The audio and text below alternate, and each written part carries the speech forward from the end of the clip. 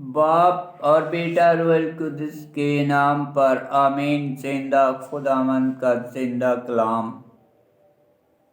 عدد کی کتاب اس کا 13 باب، کنعان کے حالات کی دریافت۔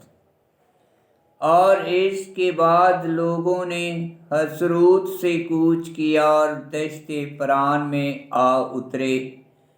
تب خداوند نے موسیٰ سے کلام کر کے فرمایا کہ تو آدمی بھیج تاکہ وہ ملک کنعان کا جو میں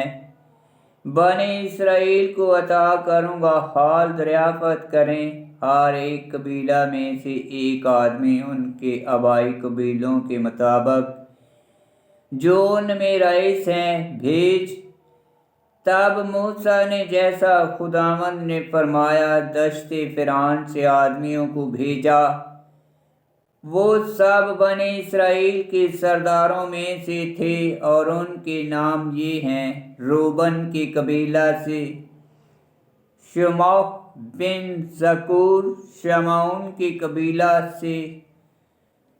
شفاط بن ہوری، اور یہودا کے قبیلہ سے کالب بن یفنے، اور یساکر کے قبیلہ میں سے یجال بن یوسف، اور افریم کے قبیلہ میں سے اویس بن نون، اور بنیامین کے قبیلہ میں سے فالتی بن رافو، اور زبلون کے قبیلہ میں سے جدیلیل بن سودی، اور یوسف کے قبیلہ منسے کے قبیلہ میں سے جدی بن سوسی، اور دان کے قبیلہ میں سے امیل بن جمیلی، اور آشر کے قبیلہ میں سے ستور بن میکائل، اور نفتالی کے قبیلہ میں سے نجی بن وفسی، اور جاد کے قبیلہ میں سے اویر بن ماکی۔ یہ ان آدمیوں کے نام ہیں جنہیں موسیٰ نے ملک کا حال دریافت کرنے بھیجا۔ اور موسیٰ نے اویس بن نون کا نام یشوع رکھا، اور موسیٰ نے انہیں ملک کنعان کا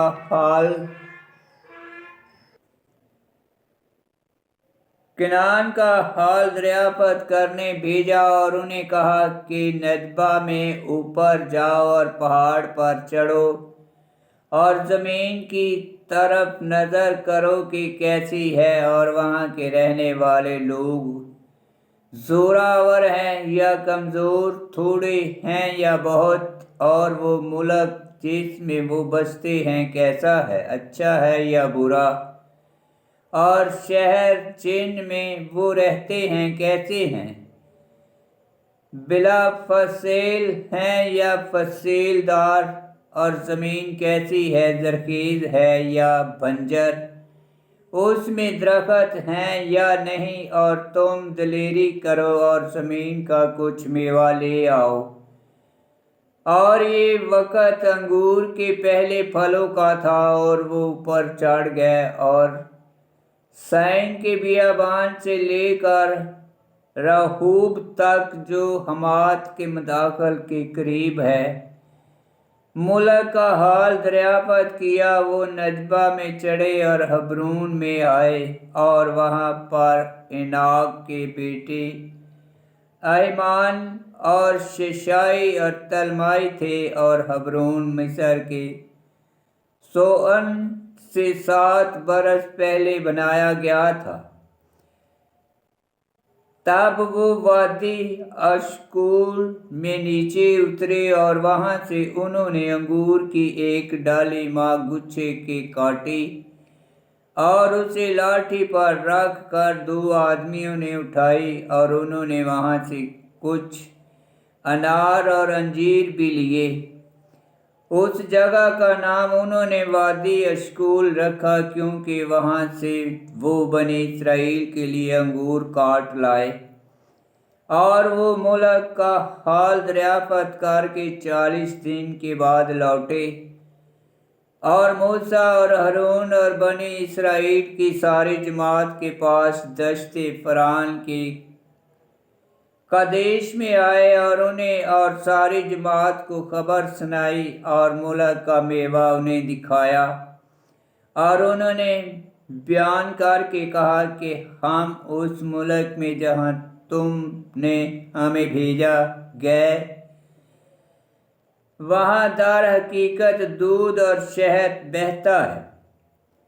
اور یہ وہاں کا میوہ ہے، لیکن وہ لوگ جو وہاں پر بستے ہیں زورا آور ہیں، اور شہر فصیل دار اور بہت بڑے ہیں۔